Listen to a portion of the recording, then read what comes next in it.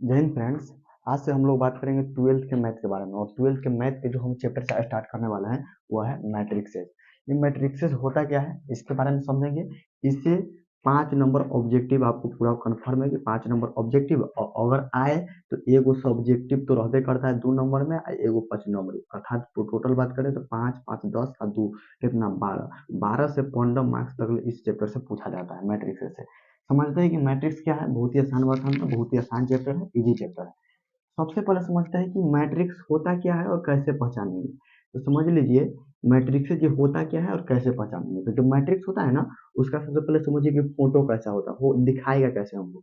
तो मैट्रिक्स ऐसे दिखाएगा, ये ऐसे रहेगा, ये रहेगा तो हमें मैट्रिक्स है। इसके अंदर कुछ कुछ लिखा रहेगा लेकिन ये मैट्रिक्स का फोटो है। कहीं कहीं ऐसा भी दिया रहता है, अब ऐसा भी बोर्ड में कभी कभी रहता है, ऐसा ऐसे रहेगा, यानी कि छोटी कोष्ट की तरह कैसे थे वहां पर वैसा रहेगा।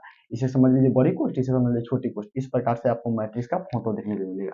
अब होता क्या है कि मैट्रिक्स के जब फोटो ये हो गया, इसके अंदर जो चीज होगा ना, मान लीजिए इसके अंदर यहाँ पर कुछ होगा, यहाँ पर कुछ लिखा होगा, यहाँ पर कुछ लिखा होगा, यहाँ पर कुछ लिखा होगा। तो ये जो इसके अंदर है ना, उसे हम लोग बोलते हैं एलिमेंट। एलिमेंट बोलते हैं, ठीक ना। इसे जो अंदर लिखा हुआ है उसे एलिमेंट बोलते हैं। अब यह एलिमेंट जो होगा ना, वो ये नहीं कि यहाँ पर एक एक एगो होगा, वो होगा तो किसी न किसी, जैसे कि एक एगो होगा या तो 4 गो होगा या तो 9 गो होगा। ऐसे ऐसी प्रकार से रहेगा, यानी कि ये ना कि केवल दुइये गो रहेगा, दू गो भी रह सकता है, लेकिन ऐसा रहेगा कि एक लाइन बे में रहेगा, ठीक है ना। तो सबसे पहले ये समझिए कि मैट्रिक्स का फोटो ये है, और मैट्रिक्स के अंदर जो भी संख्या लिखा रहेगा उसे हम लोग एलिमेंट बोलेंगे। आप समझते हैं कि मैट्रिक्स के अंदर कुछ लिखा है, जैसे कि यहाँ पर एग्जाम्पल लेते हैं। जैसे मान लीजिए ये है, ये तो मैट्रिक्स का फोटो है। अब इसके अंदर यहाँ पर कुछ भी लिख देते हैं, जैसे मान लीजिए यहाँ पर लिखते हैं 2 5 7 6 8 9 3 4 3, कुछ भी लिख दिए। तो ये तो क्या कहलाएगा, ये जो हमारा 2 है 5 है 7 है, चाहे जितने भी अंक है वे सारे हमारे कहलाएंगे एलिमेंट। एलिमेंट कहलाएंगे, ठीक ना। ये जो ये बड़ी कोष्ट के चिन्ह दिख रही है तो मैट्रिक्स का फोटो हो गया। अच्छा, ये देखिए।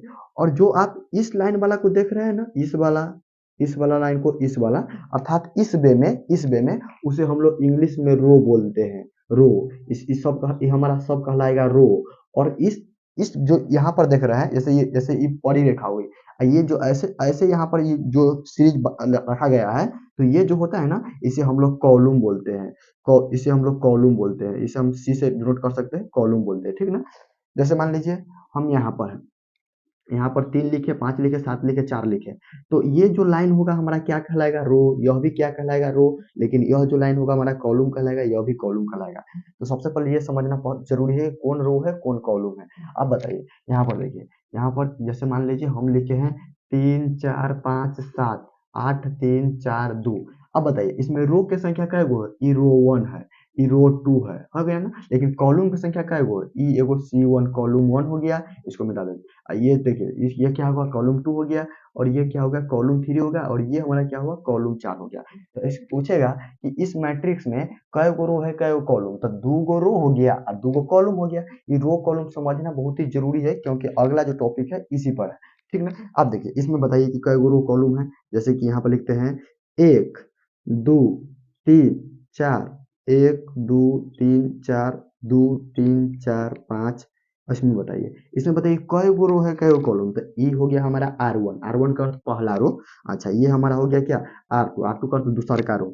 ये हो गया हमारा R3। R3 का अर्थ तीसरा का रो। आइए बताइए, ये हमारा पहला कॉलम हो गया, ये हमारा दूसरा कॉलम हो गया, ये हमारा तीसरा कॉलम हो गया, ये हमारा चौथा कॉलम हो गया। तो रो तक कॉलम समझ में आ गया। तो अब तक हमने बताया कि मैट्रिक्स का फोटो ये है, उसके अंदर जो रहेगा वह एलिमेंट कहलाएगा। और कौन जो इस लाइन में होगा, यहाँ पर ऐसे सीधे जाएंगे तो हमारा रो होगा, और सीधे इस ऊपर से नीचे आएंगे तो ये हमारा कॉलम कहलाएगा। अब समझिए, एक जो यहाँ तक आपको समझ में आ गया। अब एक जो आपका अगला जो टॉपिक में पढ़ना है, अगला जो टॉपिक पढ़ना है उसका नाम है ऑर्डर ऑफ मैट्रिक्स। इस टॉपिक को पहले समझिए, ऑर्डर ऑफ मैट्रिक्सेज। ऑर्डर ऑफ मैट्रिक्सेज इसका अर्थ क्या होता है, पहले ऑर्डर ऑफ मैट्रिक्सेज के बारे में समझते हैं हम लोग, ठीक ना। अच्छा, आप समझिए ऑर्डर ऑफ मैट्रिक्सेज होता क्या है।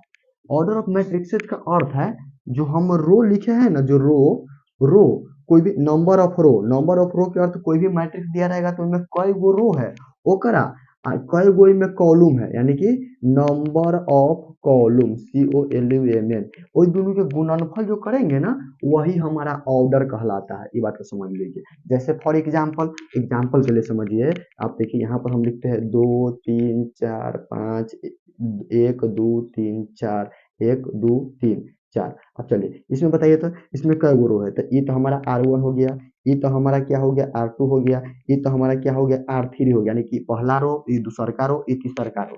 अच्छा, इसको बताइए, इसको क्या कहेंगे, इसको हम लोग बोलेंगे सॉरी, इसको हम बोलेंगे कॉलम 1, इसको बोलेंगे हमारा कॉलम 2, इसको बोलेंगे कॉलम 3, इसको बोलेंगे कॉलम 4।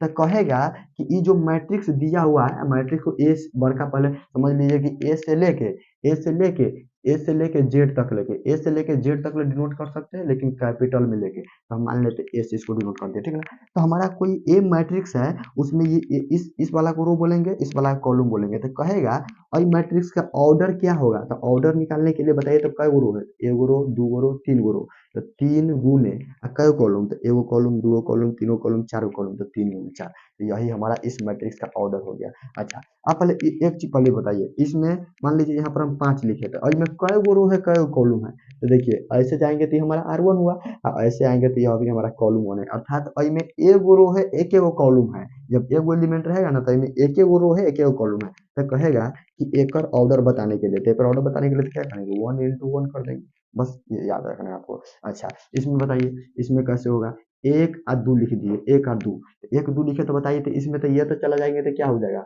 R1 हो जाएगा, लेकिन ऐसे आएंगे तो ये हमारा C1 है, ये हमारा C2 है। अगर कहेगा इसका हमारा ऑर्डर बताने के लिए, तो ऑर्डर बताने के लिए क्या करेंगे, रो गुने कॉलम, तो रो की संख्या एगो और कॉलम की संख्या कैगो, दो गो, तो एक गुने दो, तो इसका इस मैट्रिक्स का ऑर्डर ये है। इसी से डिनोट कर देते हैं, ये हमारा बी मैट्रिक्स था, ये हमारा सी मैट्रिक्स था। तो ये हमारा ऑर्डर था। तो कुछ नहीं समझना है, सबसे पहले आपको ये समझना है कि मैट्रिक्स का फोटो ये है, उसके अंदर जो होगा एलिमेंट होगा, और ऑर्डर का क्या अर्थ होता है, तो उसके जो भी रो की संख्या होगी, रो किसे बोलेंगे, जो इस वर्टिकल लाइन में रहेगा उसे रो बोलेंगे, और हॉरिजॉन्टल में रहेगा उसे कॉलम बोलेंगे। तो वर्टिकल लाइन वाला की संख्या और गुने कॉलम, हॉरिजॉन्टल लाइन वाला की संख्या गुणनफल करेंगे ना, सीधे उसे क्या करेंगे, उसका ऑर्डर कहलाएगा। ये लिखा कहाँ रहता है, तो ये लिखा रहता है अइबा, अइबंगे लिखा रहेगा, जिसे हम तत्काल अभी एम और एन में लिख देते हैं। आप समझ लीजिए यहीं पर ऑर्डर लिखा रहता है, जैसे कि क्या लिख देगा, जैसे मान लीजिए ये है,